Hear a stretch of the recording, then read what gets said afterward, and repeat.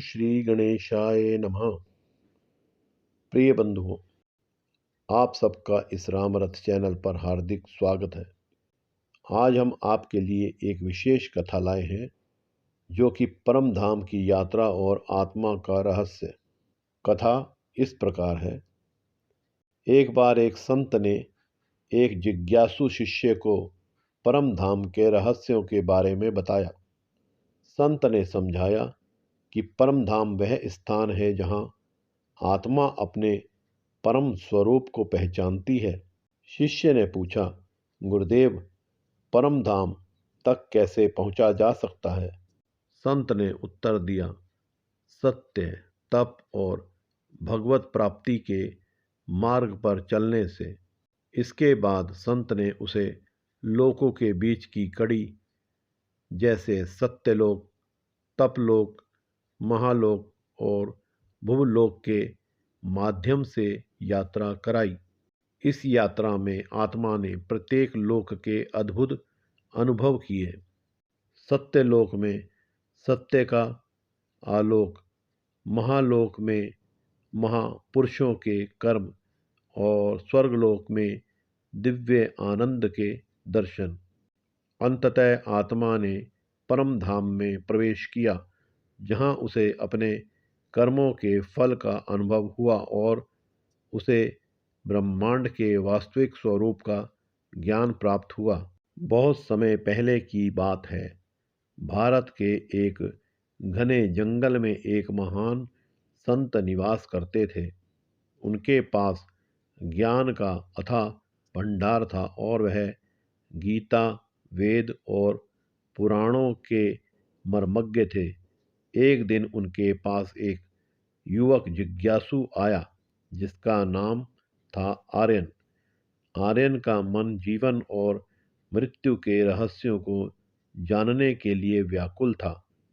उसने संत से पूछा, गुरुदेव, यह जीवन क्यों मिला है? मृत्यु के बाद क्या होता है? और यह परम धाम क्या है? संत मुस्कुराए और बोले, पुत्र, यह रहस्य केवल शब्दों में समझाना कठिन है।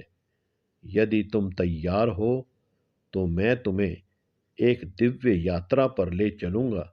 यह यात्रा तुम्हें सभी लोकों के दर्शन कराएगी और परम धाम तक पहुंचने का मार्ग बताएगी। पहला चरण, भूलोक से भुवलोक तक। संत ने आर्यन को ध्यान में बैठने को कहा और अपना आशीर्वाद दिया। आर्यन ने महसूस किया कि उसकी आत्मा शरीर से अलग हो रही है। उसकी दिव्य दृष्टि खुल गई और उसने देखा कि वह एक विशाल प्रकाशमय पथ पर चल रहा है। सबसे पहले वह भूलोक पृथ्वी के ऊपर भुवलोक पहुंचा। वहां उसे मनुष्यों के कर्मों के परिणाम दिखाई दिए। उसने देखा कि कैसे पुण्य कर्म करने वाले आत्माओं को स्वर्ग का प्रवेश मिलता है और पापियों को निचले लोकों में भेजा जाता है। दूसरा चरण, स्वर्गलोक का आनंद।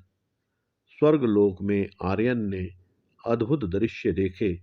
वहां देवताओं का निवास था, फूलों की वर्षा हो रही थी, मधुर संगीत गूंज रहा था और चारों ओर सुख शांति का वातावरण था। वहां एक देवदूत ने आर्यन से कहा, यह वह स्थान है जहां पुण्यात्माएं अपने अच्छे कर्मों का फल भोगती हैं, परंतु यह स्थायी निवास नहीं है। यहाँ से भी आगे का मार्ग है। तीसरा चरण, महालोक और तपलोक की यात्रा। आर्यन की यात्रा आगे बढ़ी और वह महालोक पहुंचा। वहां महान ऋषिमुनि ध्यान में लीन थे। उनके चेहरे पर अद्भुत तेज था। वे आत्मज्ञान और ब्रह्मांड के रहस्यों को समझ रहे थे। तपलोक में पहुंचकर उसने देखा कि आत्माएं तपस्या के द्वारा अपने दोषों को मिटा रही थी। एक ऋषि ने उसे बताया जो आत्मा यहाँ तपस्या करती है वह अपने सभी कर्म बंधनों से मुक्त होकर परम धाम की ओर बढ़ती है। चौथा चरण, सत्यलोक का सत्य। सत्यलोक का अनुभव अवर्णनीय था। वहाँ ब्रह्मा जी का निवास था। आर्यन ने देखा कि यहाँ आत्माएं सत्य को अपने शुद्धतम रूप में अनुभव करती हैं। सत्य लोक में किसी प्रकार का भ्रम नहीं था, केवल प्रकाश और शांति का अस्तित्व था। परम धाम की प्राप्ति। अंततः आर्यन ने परम धाम का द्वार देखा। यह स्थान शब्दों से भी परे था। वहाँ केवल ब्रह्म का प्रकाश था।